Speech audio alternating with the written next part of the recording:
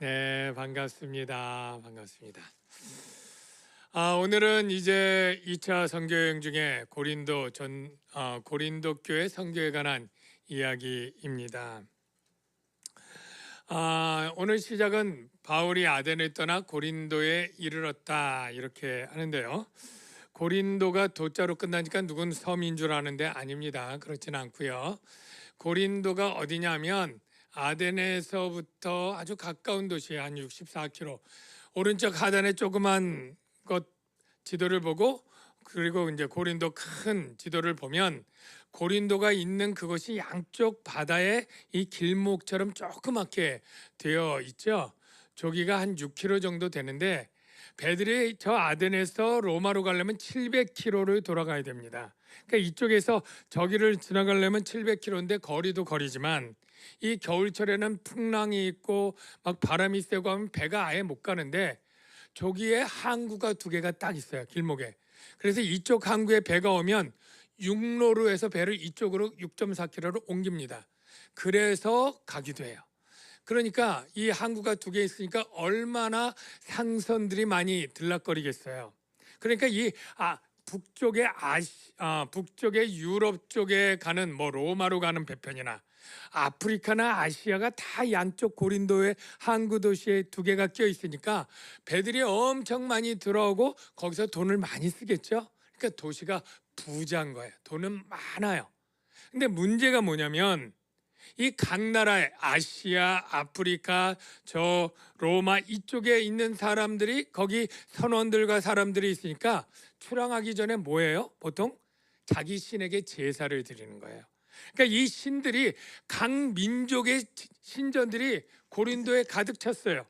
그래서 뭐 이시스, 세라피스, 아데미, 아스타롯, 마그나 마터, 데메트, 포세이돈, 아폴론, 뭐 이런 아프로디테, 이런 9개의 신전이 그 조그만 도시에 있었다, 이렇게 얘기를 해요. 그래서 이 고린도가 우상의 숭배가 많고 그리고 돈이 많은 그러한 곳인데, 나중에 이 고린도 운하가, 이건 이번 가면 보게 될 텐데 1893년에 나중에 이 6.3km가 뚫려서 저렇게 운하가 되는데, 가운데가 암벽이니까 여태까지 못했던 걸 그때 이제 하게 되었다고 해요. 그런데 이 고린도의 특징 가운데, 아까 신들 가운데 고린도의 주신, 도시를 관장하는 중요한 신이 있는데, 그게 바로 어디에 있느냐면 아크로폴리스. 아크로폴리스는 높은 도시라는 거예요. 그러니까 도시 가운데 가장 높은 데, 적이 침공할 때 올라오지 못하도록 요새처럼 저렇게 성체를 쌓습니다. 저기 성체가 막 있죠. 거기에 신전을 세우는 게 바로 아프로디테입니다. 여러분, 아프로디테 하니까 익숙하지 않은데, 여러분 제 나이 때, 어렸을 때 속옷 중에 이런 선전이 있어요. 사랑의 비너스, 뭐 그런 거 있잖아요. 이 비너스 신이 아프로디테 여신이에요. 그래서 이 왜 사랑의 비너스라고 하냐면, 이 사랑이 그냥 건전한 사랑이 아니라 육체적 성애의 사랑이에요. 육체적 사랑. 그래서 이 아프로디테의 이름이 로마로 가면 비너스고, 메소포타미아 지역에는 이슈타르고, 페니키아에는 아스타르테, 이렇게 같은 신이 여러 지역의 이름으로 불려진 그러한 신전이 아까 어디 있다고요? 아크로폴리스 575m 딱 있어서 그 신전에서 고린도 도시가 다 내려 보이는, 완전히 그 우상의 기운으로 고린도를 그냥 압도하는, 거기에 신전을 딱 세워 있는 그러한 곳인데, 이 아프로디테 여신의 제2의 특징이 뭐냐면 다산의 신이거든요. 그러니까 남자들이 거기 가서 제의를 하면서 거기서 성행위를 합니다. 성행위를. 그러니까 이 성행위를 담당하는 여자 사제들이 있어야 되잖아요. 이 여자 사제들이 무려 많을 때는 1000명까지 있었다 그래요. 그러니까 얼마나 이 음란하고 음탕한 일이 이 도시에 가득 차겠어요. 그런데 이 여자 사제들이 제사가 없고 하면 평일날 이 도시로 내려오면 각국에서 온 배들의 선원들이 있고 막 이런 사람들에게 매춘을 하는 거예요. 그러니까 완전히 음탕의 도시여서 그 당시 유행하는 말이 고린도 조마이에서 고린도인이 되다 그러면 음란하다 이런 뜻이고요.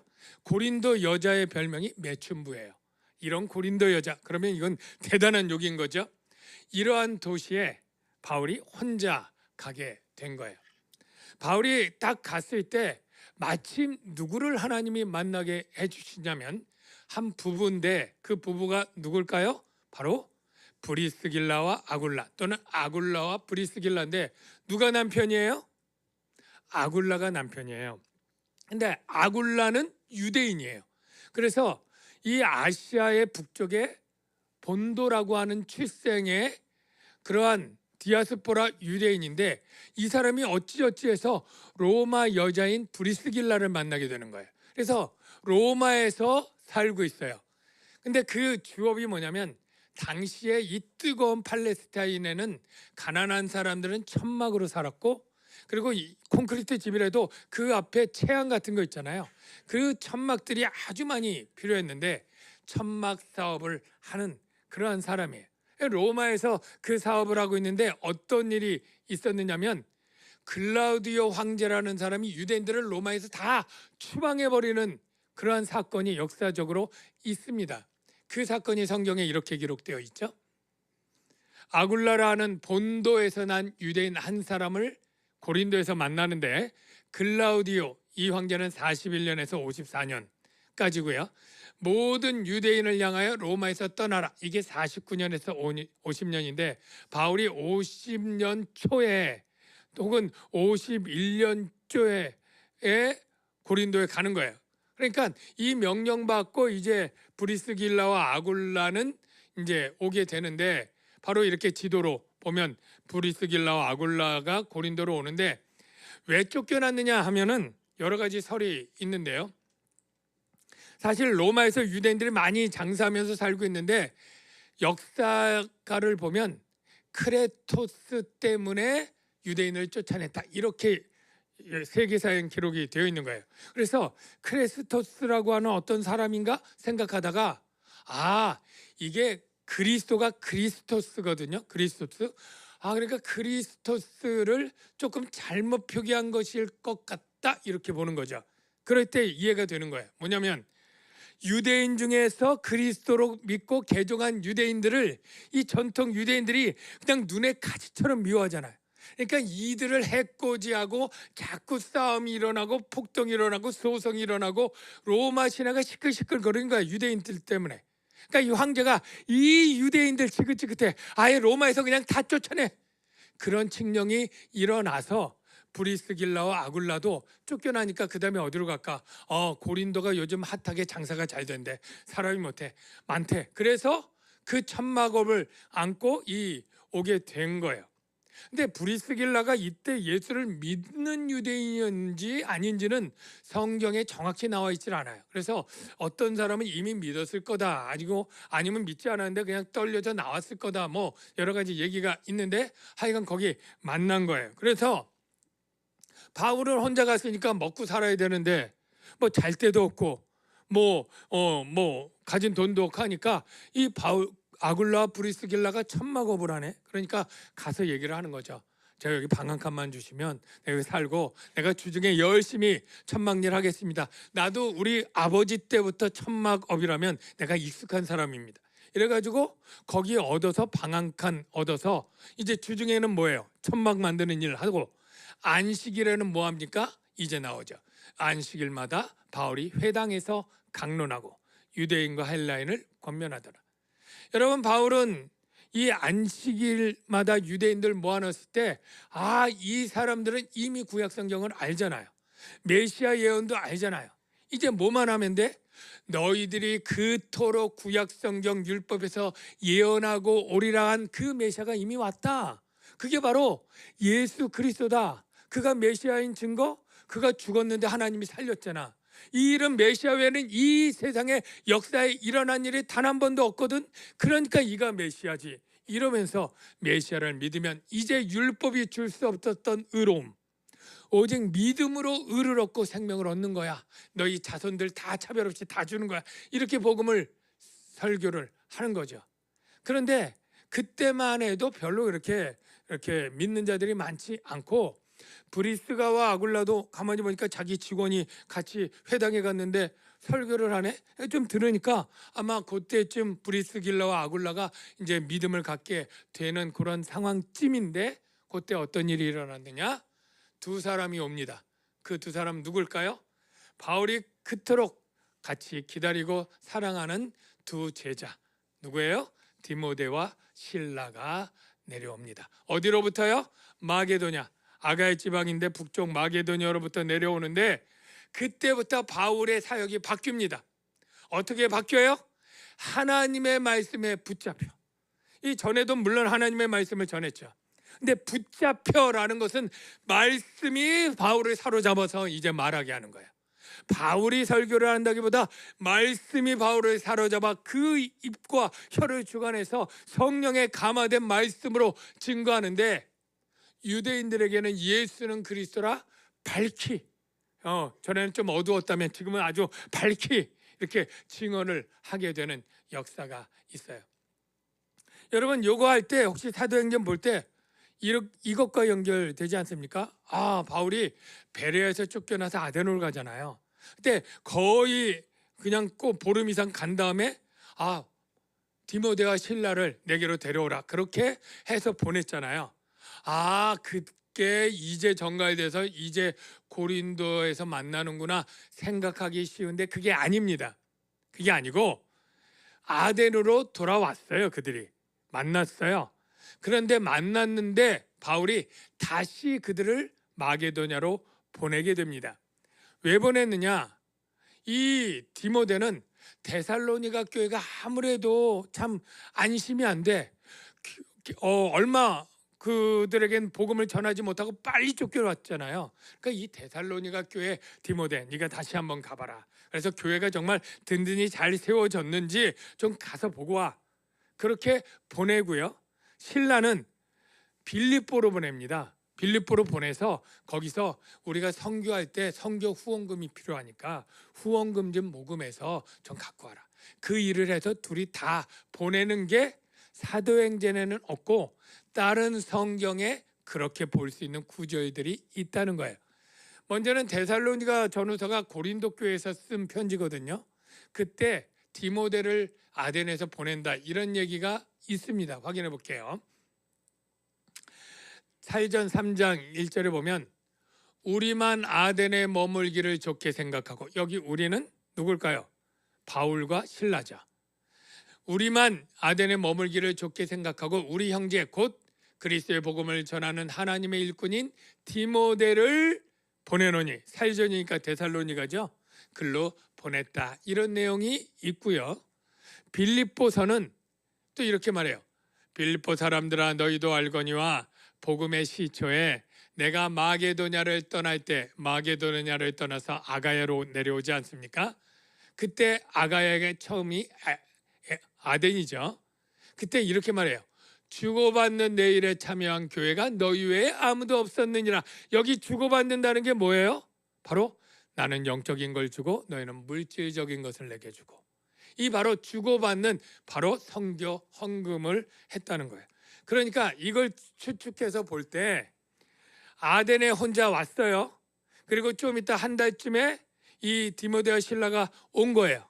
근데 조금 보니까 안 되겠어서 디모데를 다시 데살로니가로 보내고 실라는 빌립보로 보내고 혼자 아덴에 있다가 별로 이렇게 한 2명 뒤로 누시오고 뭐 다마리하고 몇 명 사람들 하고 이제는 나는 빨리 고린도로 가야 되겠다 하고 넘어온 거예요. 고린도로. 그러니까 이 둘이 다시 갔다가 다시 고린도로 내려온 거죠. 그리고 다시 모이게 된 거예요. 이때 모인 후에 어떻게 됐습니까? 바로 바울이 밝히 증거하면서 하나님 말씀에 붙잡히게 됐어요. 여기서 먼저 영적으로 하나 깨달을 점이 있어요. 교회는 흩어짐과 모임이 규칙적으로 잘 진행돼야 돼요. 교회는 모이기만 하는 교회도 아니고 흩어져 있는 교회만 되어서도 안 됩니다. 주일에 모이고 평일에 흩어져서 세상 가운데 나가야 되는 것입니다. 주님은 우리를 뭐라고 말합니까? 교회의 빛이라고 말합니까? 세상의 빛이라고 말합니까? 세상의 빛. 예. 어두운 세상으로 나가야 빛을 비춰야 의미가 있지. 밝은 빛 가운데 있는 촛불이 무슨 의미가 있겠습니까? 그러니까 우리는 우리의 사역지가 교회가 아니라 내가 있는 직장이고 가정이고 학교고 세상이에요. 그곳에서 복음을 전하고 그리스도의 사람으로서 성실하게 일하고 사랑을 실천하는 일을 하는 거예요. 근데 세상은 어떻습니까? 교회를 미워하죠. 박해하죠. 그래서 외롭게 만들죠. 그러니까 혼자 얻어 터지기도 하고 힘들기도 하고 외로움도 느끼지만 그때 주일에 같이 모여서 뭐예요? 서로 그런 일이 있었어. 잘 견뎌냈네. 믿음으로 지켜봐. 사랑으로 용서해봐. 힘내. 뭐 이렇게 하는 이 주일에 모인 이 일이 어떤 일이라? 영적으로 충전하는 일이에요. 세상에서는 그 에너지를 방전하면서 쓰는 일이고, 그래서 교회는 흩어지는 교회도 돼야 되고 모이는 교회도 돼야 되는데 오늘 잘 모인 줄로 믿습니다. 그러면 사람들이 근데 너무 많이 모이는 거 아니에요? 좀 모이는 거 덜 모여야 되는 거 아니에요? 혹시 이런 사람들이 있잖아요. 그때에도 있는 거예요. 그때도 그런 사람이 있으니까 히브리서 기자가 이렇게 말하는 거야. 우리가 왜 모여야 되는지 내가 가르쳐 줄게. 그리고 이렇게 설명을 해요. 서로 돌아보아 사랑과 사랑을 격려하며 모이기를 패하는 어떤 사람들의 습관과 같이 하지 말고 오직 권하여 그날이 가까움을 볼수록 더욱 뭐하자? 그리하자. 이게 모이자는 거예요. 여러분 왜 모여야 되느냐? 서로 돌아보아 사랑과 사랑을 격려해야 되는데 아니 그 당시에는 뭐 전화가 있습니까? 카톡이 있습니까? 흩어지면 서로 모르잖아요. 모여서 어떤 일이 있는지를 서로 듣고 서로 격려하고 기도해주고 더 사랑을 힘쓰라고 하나님 사랑하고 이웃 사랑하고 선행을 우리가 힘써하자고 이렇게 해서 위로를 받고 힘을 얻고 나가려면 모여야 되는 것 아니겠습니까?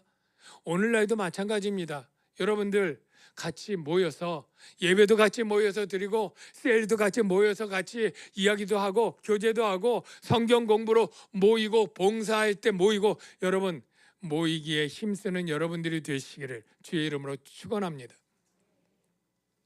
이렇게 모이자마자 바울은 어떻게 해요? 힘이 그냥 나가지고 그냥 말씀에 사로잡히게 됐는데 이게 동역의 힘이에요. 여러분 그 전에는 바울이 이 아굴라 집에서 뭐 해야 돼요? 이 주일에는 안식일 가지만 주중에는 뭐 해야 돼요? 천막 만드는 일을 해야 되잖아요. 그러니까 주중에는 사역을 할 수가 없어. 근데 누가 왔어요? 신라가 뭐 갖고 왔어요?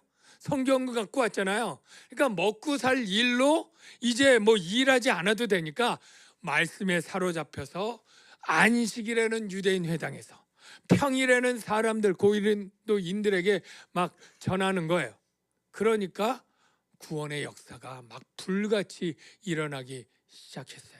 이게 바로 동역의 힘입니다. 여러분 뭐 일들 해보신 분은 알겠지만 정말로 암만 기술이 뛰어나도요 혼자 감당하기 어려운 일들이 너무 많아요.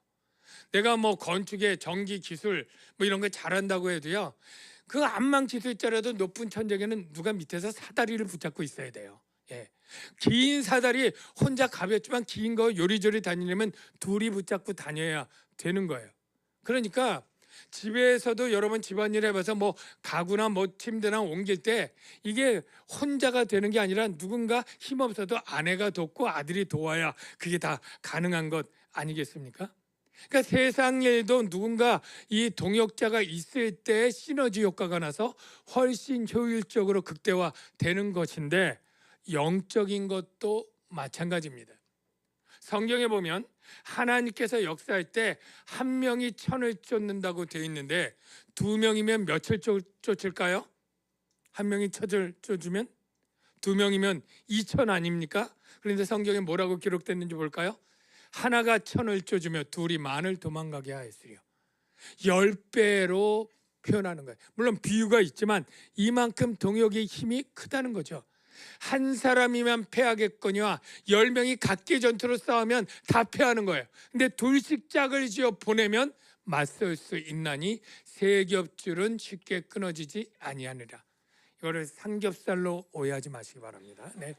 이렇게 하나님은 같이 있을 때 힘이 나는데 바로 이 바울이 혼자 있다가 이제 브리스길라 아굴라 좀 만나서 위로했지만 이 두 명의 제자가 왔을 때 말씀에 붙잡혀서 놀랍게 역사를 하는 거예요. 축복합니다. 여러분이 주의 일을 하고 무슨 일을 할 때에 동역자를 세워서 같이 일하는 지혜가 있기를 바랍니다.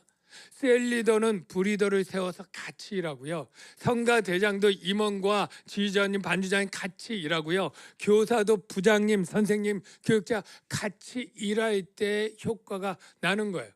세상에서 무슨 어떤 일을 할 때에도 하나님의 일로서는 같이 기도 후원을 받고 같이 일할 때 하나님이 역사를 하실 거라고 믿으시기 바랍니다. 예수님이 성령 충만해서 제자 12명 보낼 때 70명 보낼 때도요. 너희 성령 충만하니까 혼자 다 할 수 있어. 그렇게 보내지 않고요. 둘씩 짝을 지어 보냅니다. 바로 주님도 동역의 힘을 아셨던 것이죠. 이렇게 열심히 막 바울이 막 말씀에 잡혀서 전도하니까 막 부흥이 일어나는데 심지어 누가 믿느냐면 그 회당에는 회당장이 있잖아요. 이 회당장이 회당의 대빵이에요. 예, 물론 어떤 큰 회당은 회당장이 2-3명 되기도 하는데 이 회당장이 있는데 그리스보라고 하는 사람이 있었는데 나중에 이 사람이 기독교로 개종을 하게 됩니다. 어쨌든 그 전에 이 유대인들이 이 바울이 얼마나 눈에 가시처럼 미워했는지 대적해서 대놓고 막 비방을 하는 겁니다. 저 가르침이 틀렸다, 저 거짓말이다, 사입이다, 잘못된 거다, 혼란스럽게 한다, 절대 듣지 마라, 대놓고 대적하고 비방을 하는 거예요. 그러니까 바울이 유대인들을 사랑하긴 사랑하지만 도무지 못 참겠어. 그래가지고 이제 유대인들을 향해서 절교 선언을 합니다. 그 절교 선언이 뭐냐면 옷을 터는 행위인데요. 유대인들은 이방인들을 너무나 혐오했기 때문에 이방 지역을 어떻게 여행이든 뭐 불가피하게 지나가서 나올 때는 늘 옷을 털어 먼지를 털었다고 해요. 근데 이방인이 아니라 유대인에게 그 일을 하는 거예요. 볼까요? 그들이 대적하여 바울을 막 비방을 하니까 바울이 옷을 다 털면서 이제 너희 피가 너희 머리로 돌아갈 것이요 나는 깨끗하다. 그리고 이후에는 내가 이방인으로 가겠다. 그리고 거기서 옮겨가지고 이제 강연, 복음을 전하고 가르치는 그러한 그 예배당 대신을 어떻게 했느냐면 회당에서 나와서 디도 유스도라고 하는 헬라인 집에 들어가는데 공교롭게 그 집이 회당 옆이에요. 담벼락이 같은 거예요. 그러니까 이 유대인들이 얼마나 화가 나겠어요. 그 회당장 그리스보가 온 집안이 더불어 주를 믿으며 수많은 고린도 사람도 듣고 믿어 세례를 받더라. 그러니까 자기 유대교의 회당의 대빵인 그리스보가 자기 가족이랑 다 기독교로 개종을 한 거야. 그래서 멀리 가면 눈에라도 안 띄는데 바로 옆집이야. 그래가지고 자기 사람들이랑 그리스도인들이 가는 걸 보니까 얼마나 배가 뒤틀리겠어요. 그러니까 이렇게 말하는 거죠. 바울, 너 조심해. 밤길 조심해. 너 가만히 안 놔둘 거야. 이렇게 유혹과 협박이 있는데 이게 거짓이 아닙니다. 나중에 다음에 고린도 한번 왔을 때 바울이 진짜 죽이겠다고 하는 사람들이 수십 명이나 바울이 몰래 피해 다니고 고린도를 빠져나가는 게 다음에 나오거든요. 그러니까 이게 그냥 엄포가 아니에요. 정말 가만 안 놔두겠다고 막 이렇게 얘기를 하니까 바울의 마음이 여러분 어땠을까요? 여러분 바울이 굉장히 담대한 사람 아니었습니까? 이 루스드라의 돌에 맞아서 쳐 죽임을 당했는데 그날 루스드라로 들어갈 정도로 아주 배포가 담대한 사람, 죽으면 죽으리라 이런 사람처럼 보이잖아요. 근데 이때 바울의 마음을 사도행전에는 기록하지 않았는데 아까 고린도 전서에 기록을 해놓습니다. 고린도 전서는 고린도 교회를 개척하고 떠나서 3년 후에 에베소에서 쓴 편지거든요. 그때 내가 그때 어떤 마음이었어 이거를 소개를 이렇게 합니다. 고린도전서 2장 3절 내가 너희 가운데 거할 때 고린도에 거할 때 약하고 두려워하고 심히 떨었노라. 얼마나 떨었냐면 심히 떨었다는 거예요. 무서워서 바들바들 떨었다는 거예요. 몸과 마음이 두려웠다는 거예요. 이게 바울의 마음인 거예요. 그러니까 바울이 뭐예요? 이제 언제 내가 죽을지 모르고 언제 내가 테러를 당할지 모르겠다. 루스드라의 악몽이 막 떠오르면서 빨리 고린도를 떠나야 되겠다라는 생각을 했을 법한 상황에 하나님께서 그 밤에 바울에게 역사를 하시는 거예요. 어떻게 역사를 했느냐면 환상 가운데 바울에게 딱 서서 이렇게 말씀하는 거예요. 두려워하지 말며 침묵하지 말고 말하라. 내가 너와 함께 있음에 어떤 사람도 너를 대적하여 해롭게 할 자가 없을 것이니, 딱 얘기를 하면서 얘기를 하는 거예요. 이는 이 성중에 내 백성이 많음이라 하시더라. 이러면서 바울이 용기를 갖고 1년 6개월을 머물며 그들 가운데서 하나님의 말씀을 가르치시더라. 여러분, 바울이 여태까지 1차, 2차 선교 중에 1년 6개월 동안 선교한 그런 도시가 있을까요? 없을까요? 없어요. 1년 넘어 한 데가 없을 거예요. 그러니까 엄청 고린도에서 열심히 해서 고린도 교회가 초대교회, 예루살렘 다음으로 가장 수가 많은 그런 교회가 됐을 거라고 보여져요. 하나님께서 바울에게 너 도망가고 어디로 갈 생각 마. 여기 내 백성이 많으니까 너 여기 꼼짝없이 겁내지 말고 담대하게 복음을 전해. 내가 너를 해치지 못하게 막아줄게. 이렇게 약속을 하신 거죠. 자, 여러분, 하나님은 이 약속대로 바울을 해치지 못하게 지켰을까요? 안 지켰을까요? 당연히 지켰겠죠. 아니, 그거 어떻게 알아요? 그 다음 누가가 갈리오의 재판을 통해 증명합니다. 갈리오의 재판은 하나님이 바울을 해치지 못하도록 막아준 사건으로 거기 기록되어 있다고 보여지는데요. 갈리오라고 하는 사람이 아가의 총독이 됩니다. 이 지역은 아직 로마 식민 통치니까 이 로마에서 총독을 임명하는데, 뭐 빌라도 총독처럼 이 갈리오라고 하는 총독이 딱 임명하게 되는 게 주 51년 7월. 이거는 세계 역사에 있는, 로마 역사에 있는 거예요. 그러니까 성경이 이게 그냥 뭐 옛날 수천 년 전이니까 김할지 박혁거세가 우리나라 역사와 정말 연결됩니까? 안 되잖아요. 신화가 아닌 이 모든 일은 실제 역사에도 있는 이 인물이 갈리오가 딱 오게 되는데, 51년 7월인데 이 갈리오가 어떤 사람이냐면, 여러분, 그 네로 황제의 스승이 세네카라고 하는 사람이 있는데 잘 모르지만 이름은 그래도 익숙하잖아요. 그 세네카 형제입니다. 그래가지고 이 사람이 굉장히 신망을 받고 굉장히 그 합리적인 이런 사람인데, 이 사람이 총독으로 딱 부임했는데 유대인들이 약삭빠르게 머리를 쓴 거예요. 뭐라고 썼느냐면, 야, 새로 총독이 부임한데 새로 부임하면 그 지역 주민들의 의견을 잘 들어줄 수밖에 없어. 새로 왔으니까 좋게 보여야 되잖아요. 그러니까 이때 바울을 고발하자. 그래서 바울을 없애버리자, 아니면 감금시켜버리자, 이래가지고 술을 써가지고 일제히 일어나 바울을 대적하여 법정으로 끌고 갑니다. 그게 바로 이렇게 기록되어 있죠. 갈리오가 아가야 총독 되었을 때 유대인들이 일제히 일어나 바울을 대적하여 법정으로 데리고 가서 이렇게 말합니다.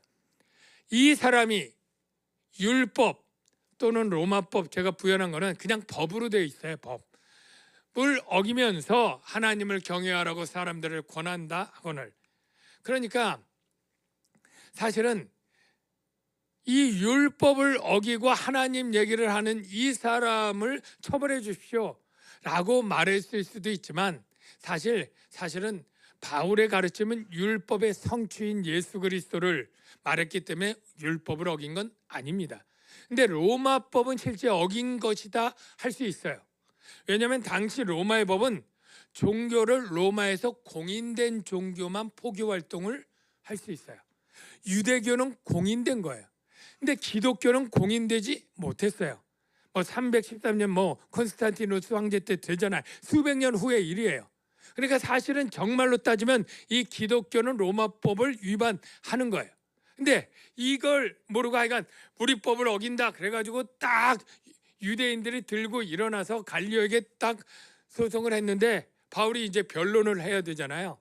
변론을 딱 하려고 하는데 갈리오 재판장이 딱 맞고 갈리오가 대신 이렇게 얘기를 하는 거예요. 바울이 입을 열고자 할 때 갈리오가 유대인들에게 이르되 너희 유대인들아, 만일 이것이 무슨 부정한 일이나 불량한 행동이었으면 너희 말을 듣는 것이 옳거냐. 그러니까 로마법에 무슨 악행을 했거나 불법하면 내가 재판하고 너희 말 들어줄 거야. 그런데 문제가 언어와 명칭과 너희법, 즉 유대 종교와 유대의 말과 유대의 사랑과 이런 것이면 너희가 스스로 좀 처리해라. 나는 이러한 일에 재판장 되기를 원치 아니하노라. 아주 귀찮은 듯이 화를 내면서 딱 하고 그들을 법정에서 쫓아내 버리는 거예요.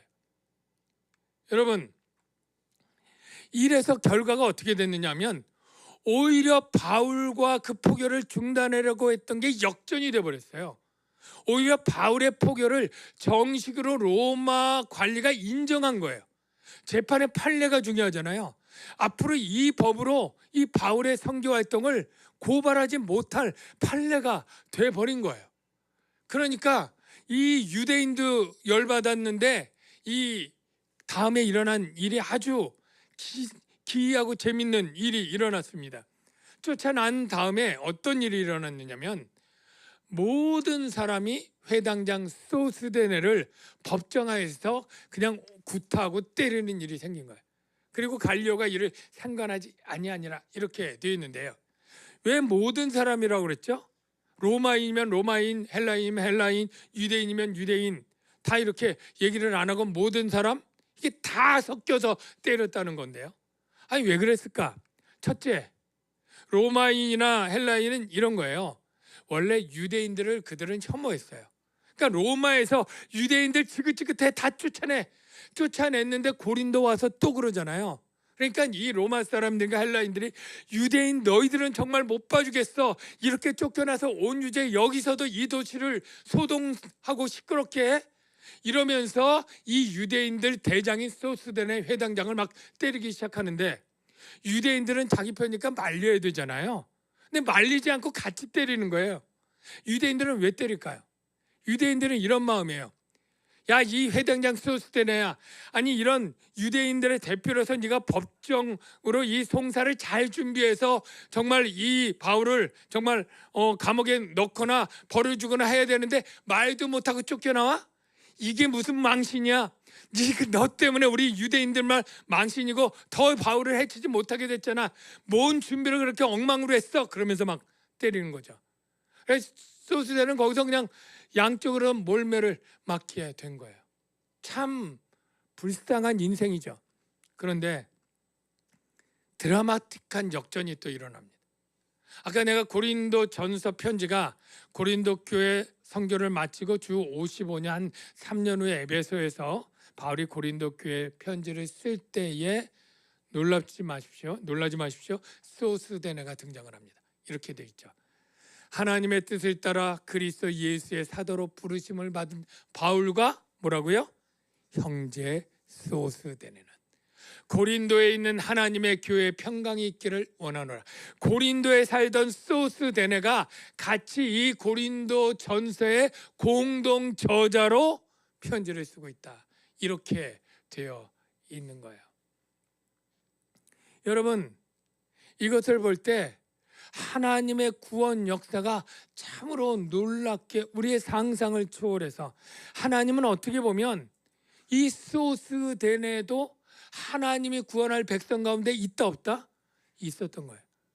사실 바울이 너무 두렵고 심히 떨려서 내가 이 고린도 사역을 이쯤에서 접고 내가 다른 데로 가야 되겠다 생각할 즈음에 주님이 환상 가운데 말씀하신 게 뭐냐면 두려워하지 말라. 이 성에 내 백성이 많다라고 말씀했잖아요. 기억나시죠? 이게 굉장히 놀라운 말이라고 생각이 됩니다. 왜냐하면 여태까지 바울이 여러 도시를 선교해서 전도할 때 때로는 많았다, 어떤 때는 소수만 믿었다 막 이렇게 할 때 우리가 생각은 뭐냐면 바울이 여기는 열심히 할 수밖에 없는 상황이라 많이 구원됐구나, 여기는 할 수 없어서 조금만 됐구나, 이 바울에 따라서 그 노력과 사역의 결과가 되어지는 것처럼 우리가 생각을 해요. 인과의 결과가 그렇게 됐다고 생각을 하는데, 이 말씀을 보니까 사실은 우리가 그때 말은 안 했지만 하나님이 모든 성교의 역사를 그 손에 쥐고 움직였다는 거예요. 즉 뭐예요? 이 성에 내 백성이 많다 이제 라고 말하는 것은 하나님이 이 백성의 바울의 사역 이전에 바울을 통해서 구원할 사람들이 아직 많이 있다는 게 하나님 눈엔 보이는 거잖아요. 그러니까 너 안 돼, 아직도 너를 통해 구원받을 수많은 사람이 있으니까 1년 6개월 더 있어서 누구도 구원하고 소스테네도 구원하고 이러니까 너 있어야 돼 라고 말하는 거잖아요. 그러면 반대로 아덴에서는 왜 몇 명만 구원하고 나왔습니까? 하나님은 그 성에 하나님이 바울을 통해 구원할 사람이 소수였다, 이런 결론 아닙니까? 왜 데살로니가 베레에서 조금 하다가 왜 쫓겨났습니까?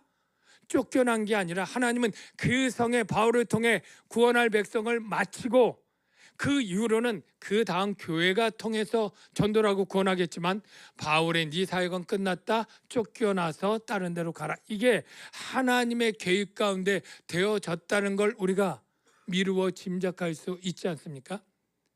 그러니까 하나님은 내가 너와 함께 한다고 할 때 네 구원 사역에 내가 너를 지켜준다라고 하면서 두려워 말라 할 수도 있고, 그리고 그 영적인 사역의 모든 것은 네 책임이 아니라 내 책임이야, 네 선교가 아니라 내 선교야, 사도행전이 아니라 성령행전이야, 바로 하나님의 선교라고 하는 것을 분명히 보여주면서 너는 두려워 말고 염려 말고 내가 맡긴 일을 충성되게 하면 그 모든 일은 내가 할 거야 라고 말씀해 주는 메시지라고 생각합니다.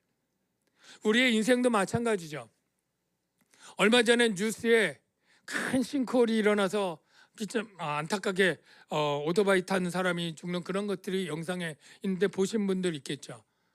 아니, 경북의 산불에 수십 명이 목숨을 잃고 집을 잃고 막 했던 것도 아실 거예요. 미얀마에 지진이 일어나서 거의 수천 명, 10,000명 가까이 건물 가운데 깔려서 죽은 그러한 일들 여러분 보셨을 거예요. 들은 생각이 뭡니까? 우리가 우리의 생명을 지킬 수 있다 없다? 없는 거예요. 누구도 자신할 수 없는 거예요. 그래서 우리는 우리의 삶에 대해서 두려울 수밖에 없는 그런 존재입니다. 사업도 잘 되나요?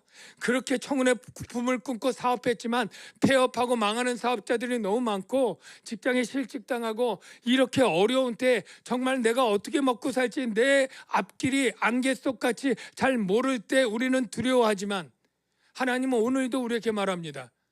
내게 세계의 역사가 내 손 안에 있고 구원의 역사가 내 뜻 안에서 사람들이 이루어지니까 넌 두려워하지 말라 라고 말했던 주님께서 오늘날 우리 자녀들에게도 동일하게 저는 말씀해 주실 거라고 믿습니다. 이렇게 말씀하십니다. 너희에게는 심지어 머리털까지 다 세신 바 되었나니 두려워하지 말라. 너는 많은 참새보다 귀하니라. 여러분, 우리의 영혼을 구원하는 일도 하나님이 계획하시고 그의 뜻대로 부르시지만, 그리고 우리의 삶도 하나님의 뜻 안에서 우리를 인도하시니 우리는 못하면 돼요? 두려움과 염려를 하나님께 맡겨버리고 하나님께 기도하고 우리는 주님이 주시는 희락과 평안을 누리면 되는 것이에요. 우리가 잘 아는 찬양 가운데 이게 있죠. 아무것도 두려워 말라. 주 나의 하나님이 지켜주시네. 놀라지 마라, 겁내지 마라, 주님 나를 지켜주시네. 내 마음이 힘에 겨워 지칠지라도 주님 나를 지켜주시네. 세상에 험한 풍파 몰아칠 때도 주님 나를 지켜주시네. 주님은 나의 산성이요 요새요 소망이요 힘입니다. 아무것도 두려워 말라. 우리 같이 찬양하겠습니다.